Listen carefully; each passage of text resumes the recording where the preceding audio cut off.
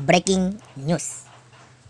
Terkejut dengar berita bak surat kabar bak ini hari. Kak kenang tusuk ni bak OTK.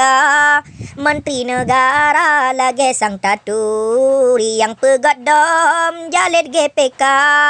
Panglima tentera dalam TNI, posisi Jino dalam negara, Menko Polhukam nama gerasi.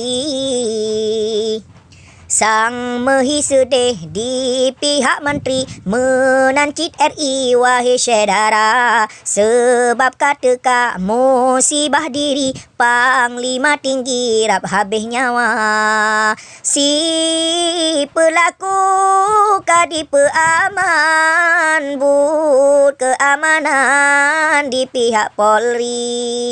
Lepatan ganje bit kejadian peresmian universiti. Oh no ile habang kabaran wahai erakan mandum semua. Untuk tak sambung lam temarakan lam perkembangan haba berita.